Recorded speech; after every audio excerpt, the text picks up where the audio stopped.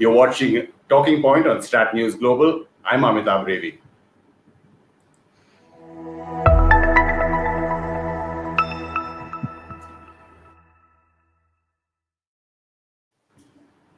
Pleasure to introduce Dr. Shashi Tharoor. It's been a while since we've seen you online together. That is, thanks so much for joining us, Dr. Tharoor. Good to be with you. And from Somerset, George Lucas. A pleasure to introduce you as well. Thank you for joining us. I do believe you're with your 91-year-old mother. Yes, and she sends her regards to all your listeners and to you. Yes, I've managed to just get mine out of the way. She's also locked down with me. This is a good time for us to rediscover our mothers. Dr. Tharoor, just on a more serious note now, I'll just get to the talk that the Chinese ambassador Sun Weidong, it was an 18-minute long monologue, a statement that he's issued. But it's extremely bloodily ironic that much was planned for this year, 70th anniversary of India-China diplomatic relations, but not exactly panning out how it was planned to be. Decades of diplomacy, you would say, but literally and figuratively, would you agree that those decades have been buried, at least for now, in the Galwan Valley? No, I wouldn't go that far, simply because, as you probably know, there are, in fact, talks ongoing even today. There was a 16th meeting of the Working Mechanism for Consultation and Coordination on India-China Border Affairs, one of these unwieldy titles to mask. But the fact that it's meeting for the second time in 2 weeks when it normally meets twice in a year, that itself talks a lot about the situation. That's right. And on top of that, you've had the engagement between the two special representatives, that is the equivalent of national security advisors, on the 5th of July. And just before that, the two foreign ministers had to talk to each other in the middle of last month after the tragic killing in Galwan. So the situation is undoubtedly serious. But to suggest that all of our diplomacy has gone by the board, I would say is excessive, simply because the lines of communication clearly still exist. We haven't seen a rupture. There hasn't been an intensifying of conflict. And there has been a bit of a move towards at least what both sides are describing as disengagement. My problem, however, is that this has become a recurrent pattern. Not the killing, which has happened for the first time in 45 years, but the steady encroachment by China at various points along the line of actual control, the LAC, in which usually there is a standoff. The Chinese are initially belligerent, much posturing on both sides. Then there is this big show of disengagement and declarations of peace. But in fact, what happens, as we all know, when they actually disengage with each other, China seems to be left in a better position on the ground. And these sort of new realities that are being created gradually, gently, without any big drama, would essentially, over a long period of time, give China the LAC it wants. And I think the Chinese, when they say to the Indians, as they've been doing for 20 years now, let's leave the border for future generations to settle, they're essentially banking on the assumption that by the time a future generation comes around, they are going to be in a so much stronger position that India will have no alternative but to kowtow to whatever they want, and that any eventual permanent settlement will be on their terms. Now, if we can see that coming even 20 years down the road, the time to start obstructing that is now. And many of us in India do not see the government of India acting in that way at this time. Well, talking about obstructing, Mr. Lucas, if I can bring you in here, and Dr. Tharoor talked about future generations.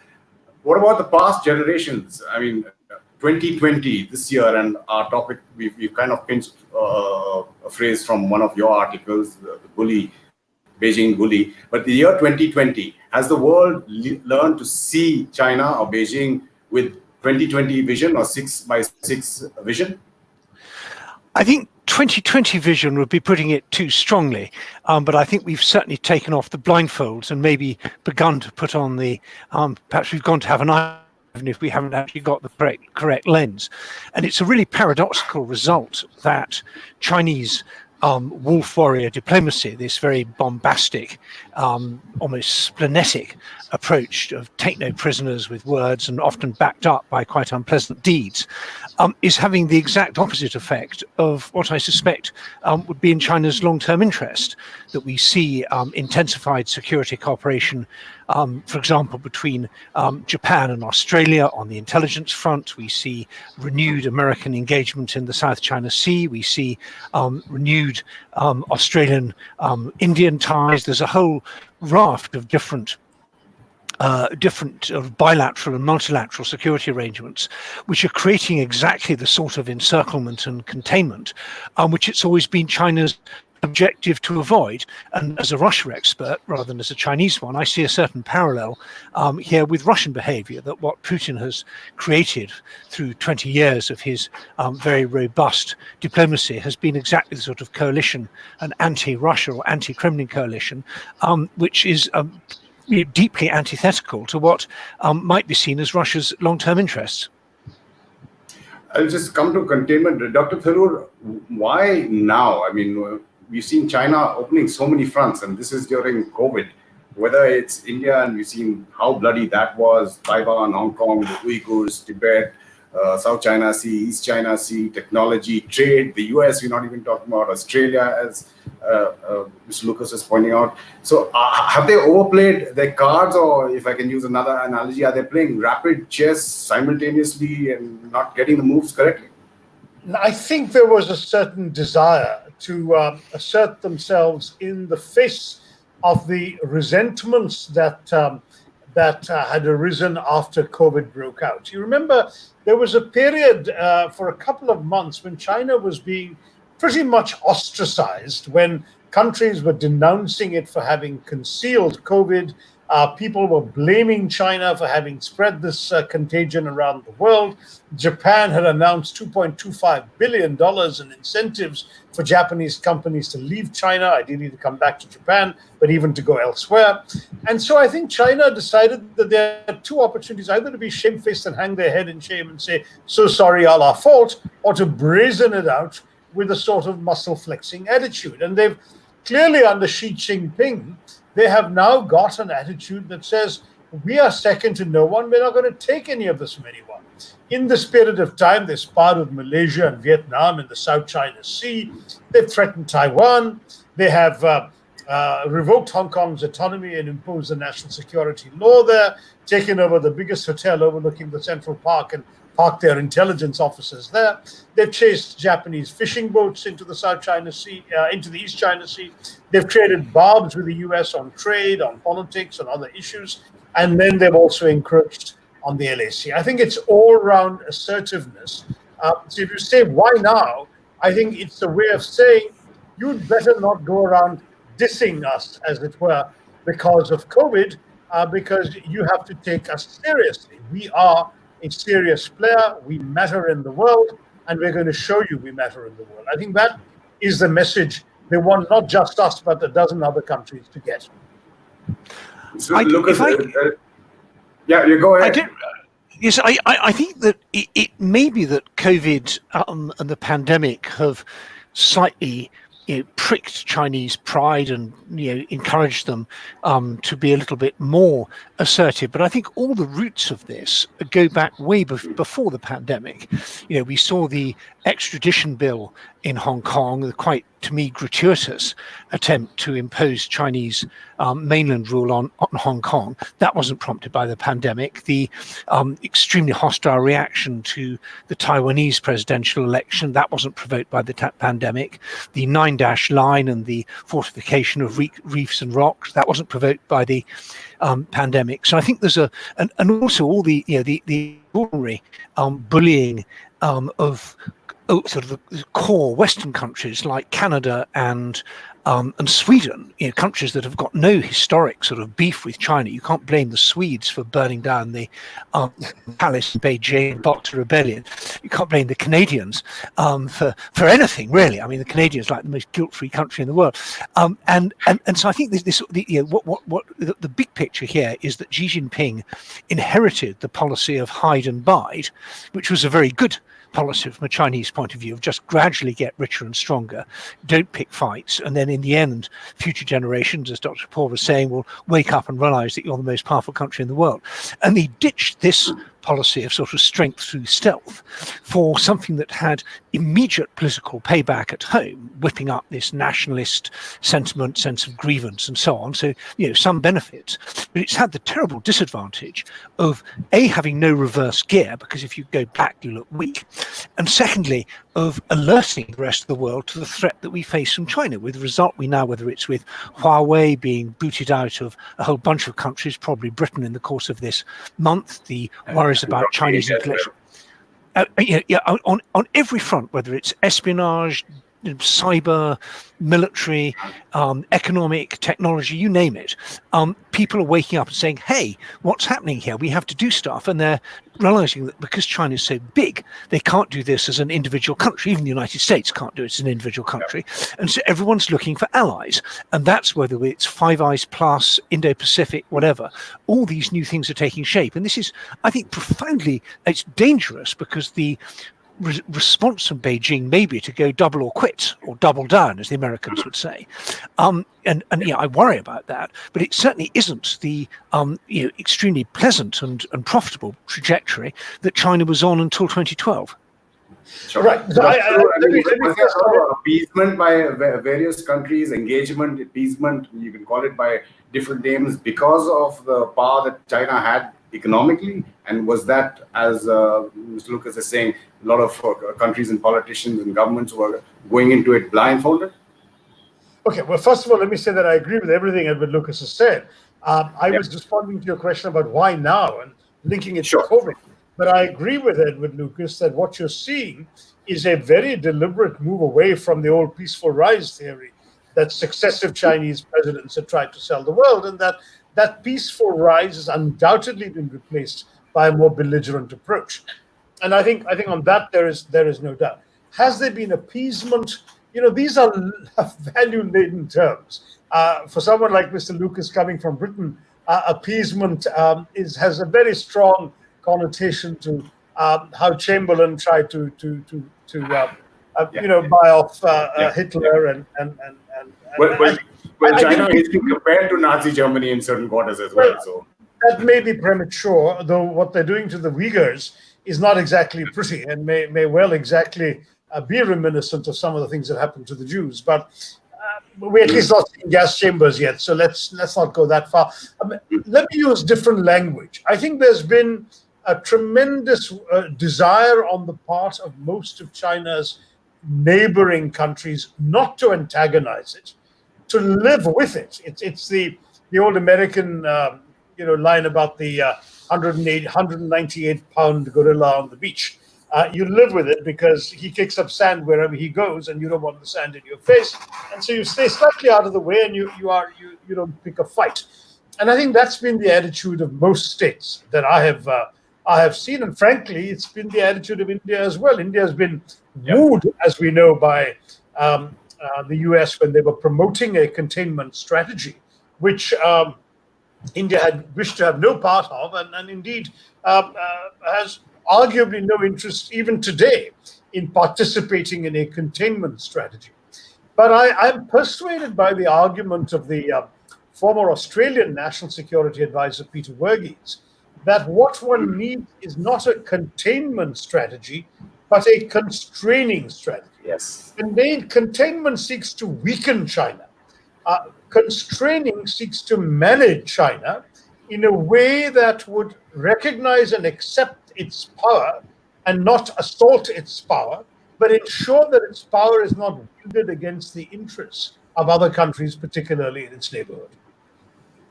Yes, containment also has a military angle, and you were mentioning Peter Verghese, NSA, he was an envoy in India as well. But Ms. Lucas would also be familiar with Dr. Andreas Fuller, who we've also interviewed, who advocates constrainment versus containment. But in the current scenario, Mr. Lucas, what is constrainment? Well, I think we have to be very careful about thinking that the answer to this lies in terminology. I don't think that the That's true. Chinese Communist Party leadership think, oh my goodness, they found the missing R and they've put the R into containment. It's now constrainment, and we're doomed. We'll have to. There's a problem in international relations is that we get prisoners of terminology, and appeasement is a very good example. That any concession, people say the enemy is Nazi Germany. I'm Winston Churchill. What you did was appeasement, and I'm going to win the war. And it's particularly British sort of besetting sin of British analysis to do this. And history doesn't repeat itself. It sometimes rhymes, but these are specific problems. And for the same reason, I didn't particularly like the idea of saying that we face a new Cold War with China, although I'm myself guilty of having written a book called The New Cold War, which is about the conflict with Russia. So I fess up to that one. But I think that we have to start off with a very clear-eyed analysis of what are our priorities. A strategy, which we don't have for China at the moment. A strategy sets goals and then sets priorities and means for achieving those goals. And we can't have everything. If you say that our strategy is to liberate Tibet, that I think is probably not realistic, much though we might like to. If we say our strategy is to prevent effective Chinese political interference in our core political systems, well, that's a very good goal, and we'll have to make some sacrifices and some trade-offs, as Australia has already done with its new laws on countering foreign influence. If we say we can no longer have our supply chains being dependent on China to the extent they are, again, that will come at an economic cost. But we have to start off by really strategizing properly and not just playing this kind of word salad where you think that whether it's Boris Johnson or your Prime Minister Modi or whoever, making a really good speech, and that's going to sort them out. Now, that isn't how it works. This is fundamentally about wealth and power and risks and sacrifices. And at the moment in the West, I would say we have pretty much got a Russia strategy. The EU has a Russia strategy, NATO has a Russia strategy. Until Trump came along, America had a Russia strategy, and it was basically working. We'd constrained Putin by making it clear what we'd accept, what we wouldn't accept. China's, as Dr. Tharoor said, is a much, much more powerful country. It's maybe the £1,000 gorilla, not just the £189. So we have to think really carefully about this. But in the end, we can do it. The outside world is bigger and richer than China, and ultimately China needs us more than we need China. So if we unite, we are in a very good position to set terms. But that means restoring the Trans-Pacific Partnership, which was a great idea, which fell apart under Trump, restoring the Transatlantic Trade and Investment Partnership, TTIP, which was its counterpart for the Atlantic, and doing a lot more, and setting up a system of economic governance involving all the big free trading democracies and their allies. And then we can be in a position where we can sit down with the Chinese and say, right, you want this, well, we want that. Now we're going to have to see how we sort things out. Well, it's interesting because Wang Yi has proposed his own set of lists when he was talking to think tank. But Dr. Tharoor, just coming to the strategy that should be employed, whether it's by India and by the world or collectively or separately, as Mr. Lucas saying, he would point out. Just wanted to talk about Ambassador Sun Weidong's 18-minute-long monologue that he's issued, and it's a message to India. Two aspects that I found interesting there in terms of, is it hurting them? Because he brought up one, any self-protection, non-tariff barriers, he said, restrictive measures against China, he called them unfair enterprises. He, of course, said Indian employees who lost their jobs will be affected, Indian consumers can't access them. And he also mentioned that there should be an adherence to the principles of non-interference in each other's internal affairs. So is something hitting them on both those terms, whether it's, we can come specifically to the app ban or trade, or India's statement, Rajiv Chandra, ambassador in the UNHRC, is something hurting them that they brought up these 2 points in terms of a strategy? I think the internal affairs comment is slightly odd because obviously India has so far not said or done anything that would except for that UNHRC statement on Hong Kong. Well, so I was just going to say, I think there's that, and perhaps some anxiety about whether we might turn more belligerent on Tibet, as some members of the ruling party have been advocating. As we know, the BJP has a number of people who have never totally reconciled themselves to India having accepted Chinese sovereignty over Tibet, and it's not impossible that some would be advocating that we now start questioning that. And but you've noticed that when the Dalai Lama had his 85th birthday, day before yesterday, we had absolutely no greetings from either the President or the Prime Minister of India. So they're still in the business of what you would call appeasing China in that regard. So I'm not sure that the Chinese... Though the Chief Minister Pema Khandu did wish the Dalai Lama, and so did the administrator in Ladakh, officially on their Twitter handle. Quite, and both those are areas with a lot of Tibetan Buddhists, people following the Dalai Lama as a spiritual leader. So it would have been odd not to in those years. I've been to Arunachal and of course to that part of Ladakh, and inevitably these are things that would have to be done. But I'm just saying that I don't think we are likely to be interfering much in their internal affairs. However, they do interfere in what we consider our internal affairs. For example, demanding that Arunachal Pradesh be returned, quote unquote, to them as South Tibet, refusing to give visas to Indian nationals or citizens either born in or employed in either Jammu and Kashmir or Arunachal Pradesh, and so on and so forth. So the Chinese are constantly saying and doing things. I think we should use the ambassador's statement in that regard against them. As for the trade issue, I'm sure there's some concern on the part of the Chinese. Many countries have been talking about moving their production and supply lines back home, bringing them or closer to home anyway.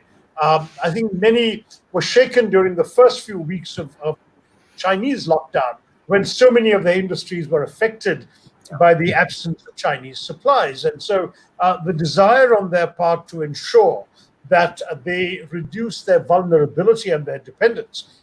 A simple product like ibuprofen, Advil, in the US, they discovered that 100% of their ibuprofen comes from China. 100%. I mean, literally, if you had a headache and that was your drug of choice, you wouldn't get it if you had come off from China. Now, clearly, those are the sorts of things that countries are rethinking. And at the same time, one could well argue you don't want too much deglobalization. There were a lot of advantages to benefiting from the economics of dispersed supply chains, taking advantage of inexpensive labor in different countries and so on.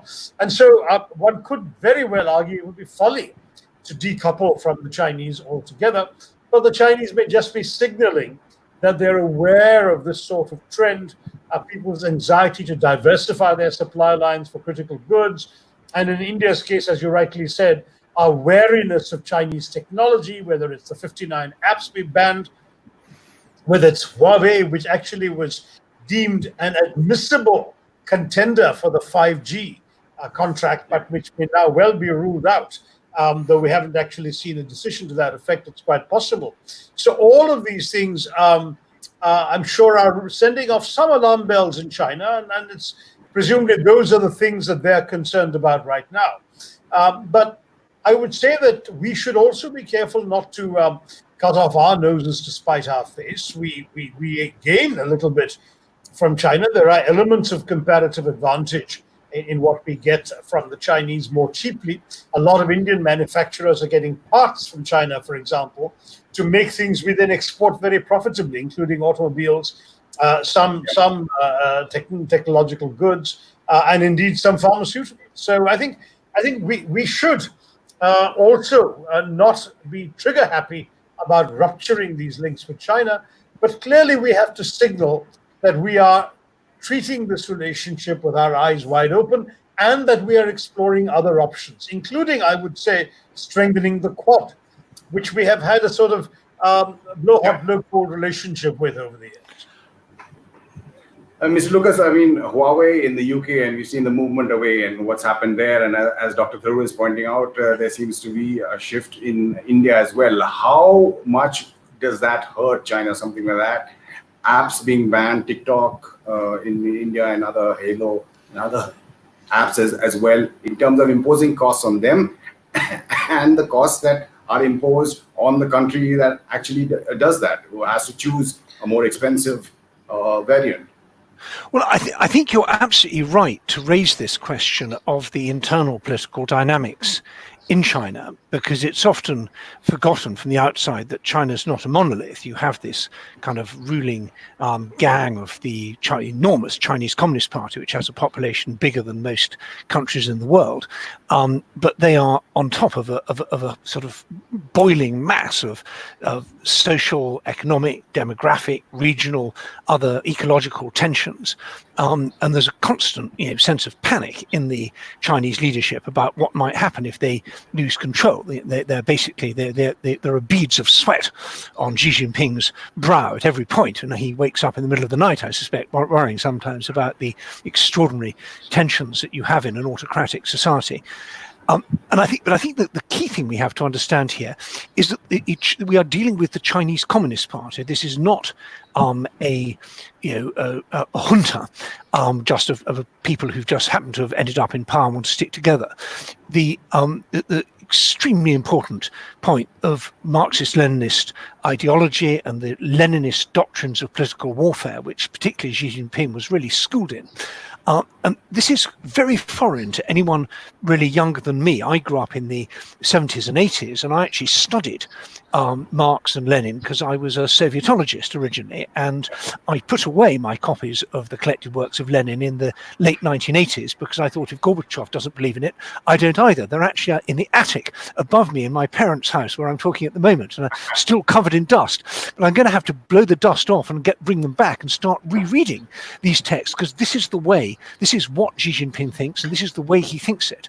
And but it's unlike traditional communist regimes. This is a communist regime with a business empire attached, and that's where Huawei comes in. So it's not just a party state where the PLA is the armed wing of the Communist Party, rather like the SS was the armed wing of the Nazi Party, if one's going down this sort of an analogy route. But it's with a enormous business empire attached. So Huawei is actually effectively run by the Chinese Communist Party. It's owned by a trade union, a Communist Party trade union.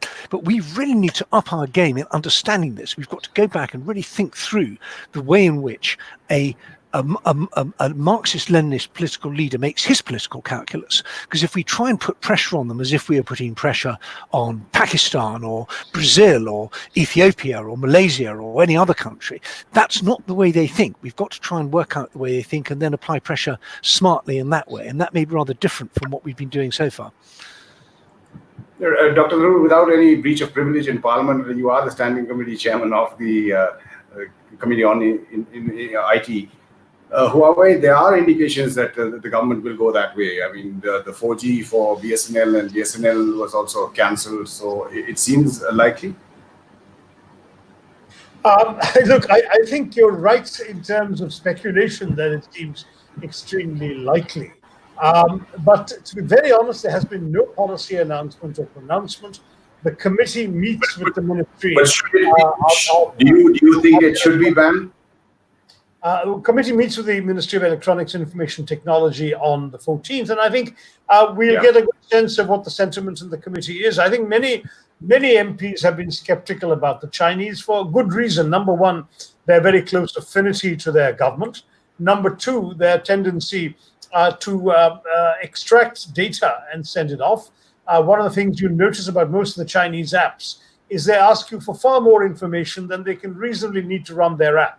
And it's very clear that the reason they do that is so that they can actually use that information to build up their own databases. And if it's a commercial thing, it's bad enough. And if it's also going to a hostile government, that's not so good. And that's a constraint. And the third worry about 5G is that the way 5G is conceived, an awful lot of vital systems are going to be run on 5G, are going to be dependent on 5G. So if 5G is in the hands of somebody else, a foreign power that's not well disposed towards you, then certainly you could end up with other systems being vulnerable. So for all of these reasons, there would be a good case to be constructed for not allowing Chinese companies to be players in India's 5G space. But I certainly have no inside information, nor have I come to a final myself on this matter. Dr. Lucas, you wanted to say something? Yes, I think this is extremely important that we understand the way in which the Chinese Communist Party runs surveillance and control inside China with this extraordinary mixture of controlling social media and information, but also biometric control and controlling every penny you spend and so on. What's less well understood is that surveillance system also points outwards. And there's an excellent report by the Australian think tank ASPI on this, on how China is capturing enormous petabytes of data, open source data, all over the world, which gives it very good insights into who's saying what and who they're saying it to.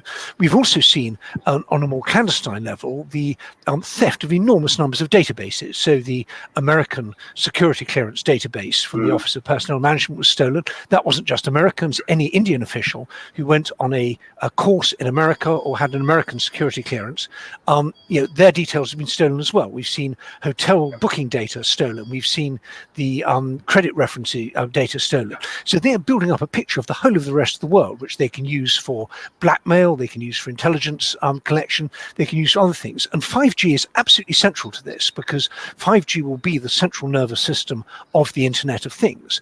And it will be a quantum leap towards new opportunities for collecting data. And if that data is going back to China, where it can be sieved and mashed and analyzed and used by China, we are putting China at the reins of the whole of the global economy, but also of the whole of global society as well. And this would be extremely dangerous. So I really commend those who are having second thoughts about Huawei, but we need to rethink the whole business of data security and data hygiene. Sure. Mr. Lucas, it's also what people would probably not know about the cross-pollination of this data. It's not just one app, but like you mentioned, the data that is being gleaned from the Office of Personnel Management, and it's putting it together, mixed and matched, as you said.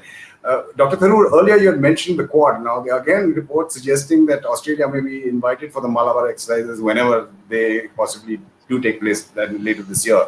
The movement on the Quad +3, we also know the Defense Minister, Rajnath Singh, it may just be a normal call, has spoken to the Defense Secretary, US Defense Secretary Esper, Japan, yesterday, giving $23 billion being approved of fighter jets, the F-35s to Japan, $600 million of missiles to the US, I beg your pardon, US missiles to Taiwan.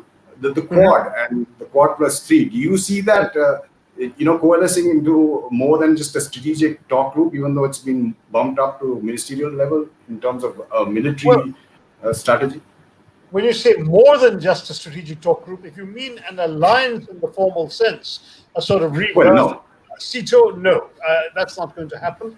And I don't think it's just us. I think even the Australians and others would be quite hesitant to head for a formal alliance, and particularly a military one. But a group of countries with a common set of strategic understandings, with compatible interests in the region, and with a willingness to put some diplomatic energy and some occasionally sort of some security components behind it. Yes, I think that's entirely feasible, and that's the way I would want it to go. That is, I would want foreign ministers of the Quad to meet, maybe say once a year, just as our foreign minister meets with his Russian and Chinese counterparts once a year. Why shouldn't he meet with the counterparts of the Quad countries once a year? Indeed, why not expand the Quad to include, I think Edward was suggesting one or two other countries in the neighborhood. I think Indonesia is certainly a possible player. South Korea is another. We have some of the same concerns.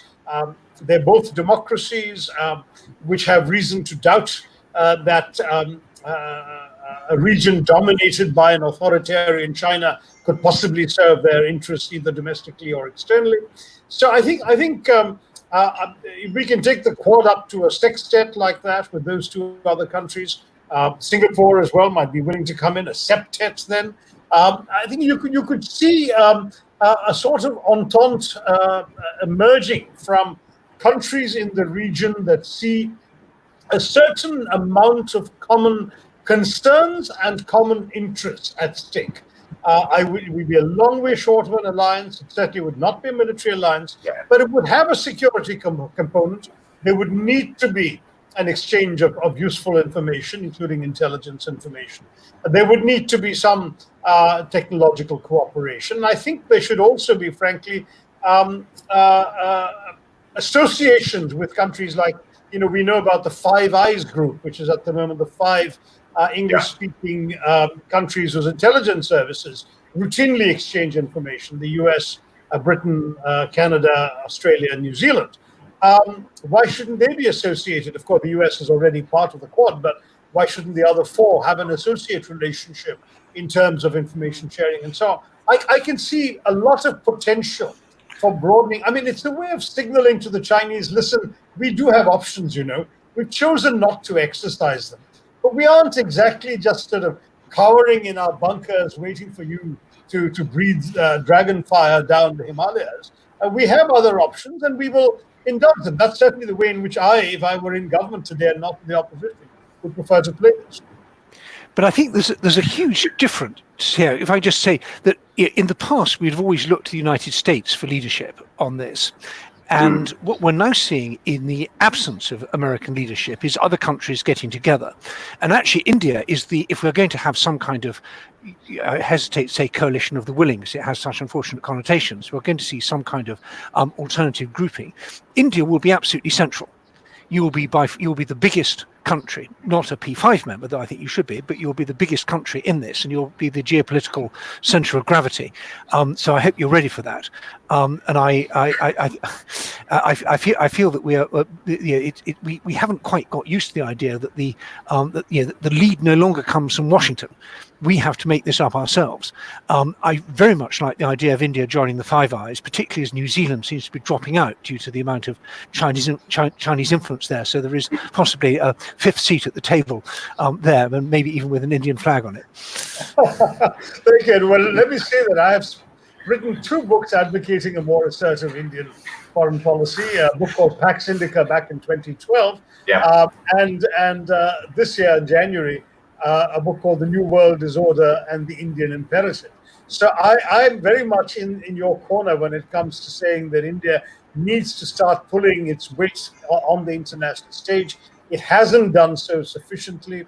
Its reticence is, I think, no longer excusable, understandable, or justifiable at a time when the challenges in its face require India, I believe, to stand up and be counted amongst those who can flex some muscle and puff some chest once in a while.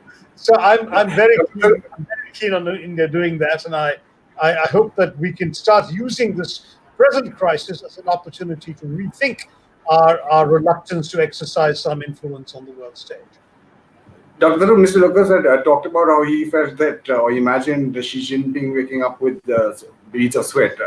The salami slicing, again, I know you don't like alphabet soups or all these words, but that China has been seen to be doing, are all these various effects, whether you're talking about the Quad, whether you're talking about apps manned, Huawei, 5G, are they having an effect? I mean, we saw what Wang Yi, State Councilor and Foreign Minister, had to say to the think tank. He's compiled 3 lists. That's, of course, with the US. Bilateral and global issues that they can be worked on, disputed issues that can be resolved through dialogue.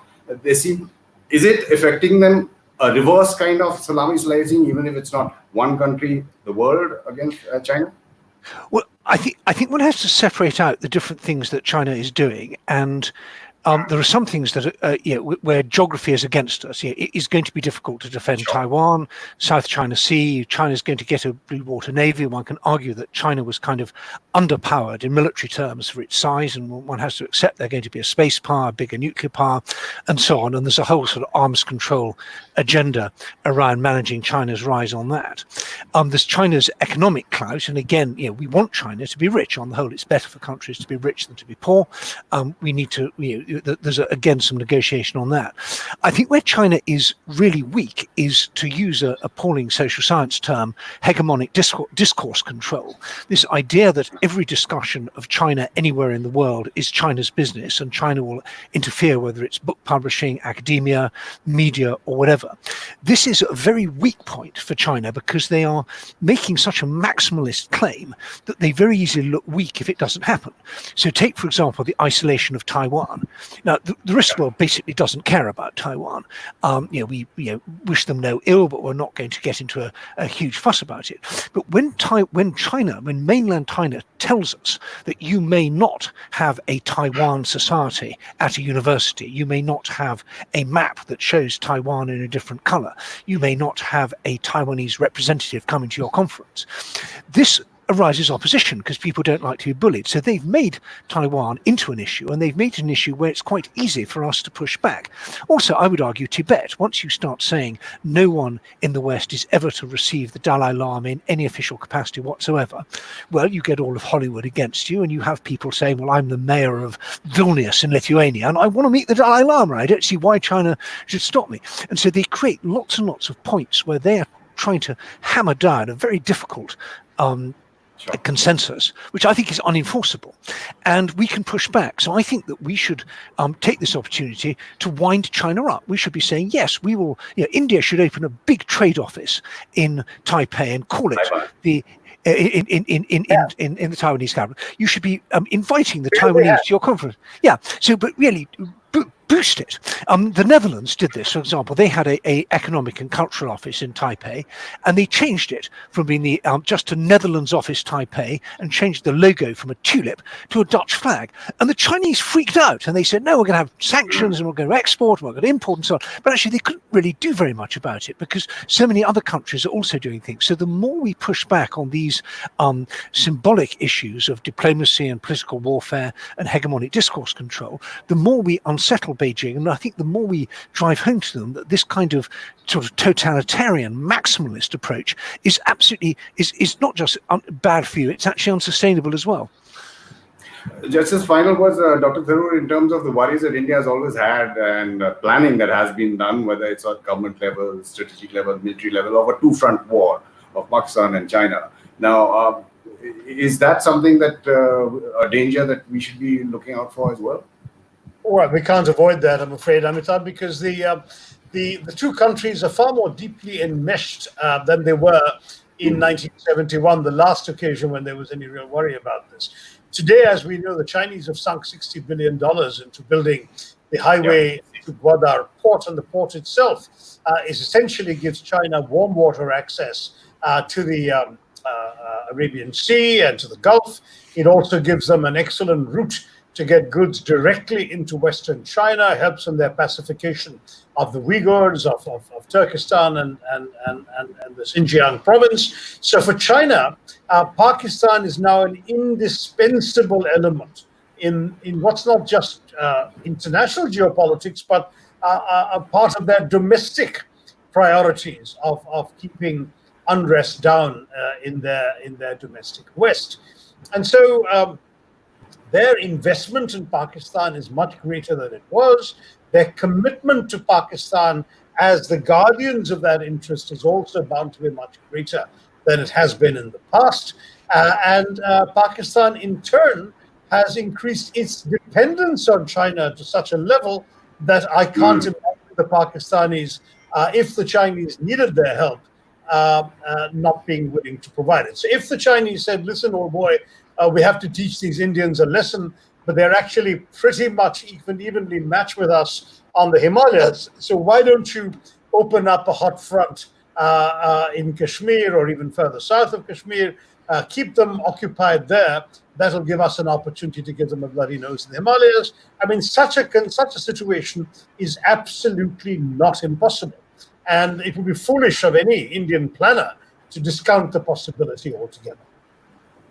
Well, one unintended fallout, like we've raised many during this discussion, it seems, is China wanting India-Pakistan to be hyphenated. But what all has come out now is that Pakistan is really not occupying mind space in terms of geopolitics at the moment. But Dr. Tharoor and Mr. Lucas, an absolute pleasure talking to you. I could have gone on for a long time, but I do realize that we both have commitments. Thank you again for giving us time. Good to be with you, Amitabh. See you again. Nice to meet you, Edward. Nice to see you again, Shashi. Bye-bye. All the best. Thanks. And just for all our viewers, a reminder that you can get all the news and analysis on our website, StratNews Global, from an Indian perspective. Follow us on Twitter, Facebook, and Instagram. And if you want to get live notifications for videos like this, just click on the bell icon on our YouTube channel. You've been watching Talking Point on StratNews Global. I'm Amitabh.